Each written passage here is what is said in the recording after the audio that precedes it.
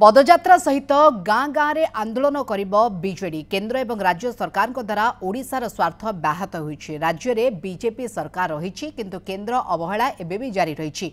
14 मासर शासन भितर महिला सुरक्षा चिंताजनक प्रसंग। दादन समस्या उत्कट धारण करिछि। चाषी सार पाउनाहांती। पार्वण ऋतुरे वर्षारे राजधानीर रास्ताघाट मरणजंता पलटि। बीएसकेवाई को लोके झुरुछंती। आयुष्मान एवं श्मशान योजना होइछि।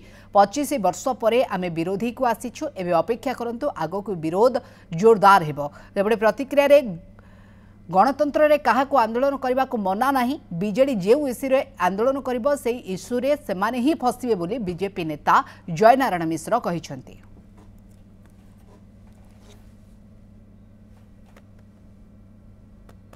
आमे दृढ़ संग्राम करिबु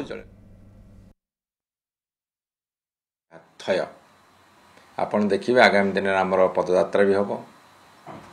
आगामी दिन में लड़ाई हबो।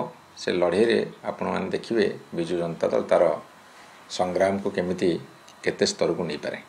25 वर्ष पर आमे प्रथम विरोध दल को आसीचु। आपण देखिबे धीरे धीरे आपण विधानसभा परफॉर्मेंस देखिबे, वर्तमान दलर परफॉर्मेंस देखिबे।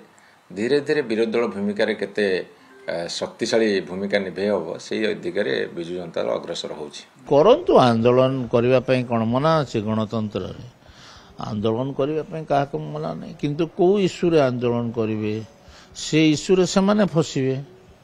को इश्यूटा करिवे नारी निर्यातना रे 24 वर्ष रे समाने 1 नंबर हेतिले एवं ओडिशा भारत वर्ष रे नारी निर्यातना रे प्रथम राज्य होता ताकू नहीं आंदोलन करंतु ना किए मना करुची।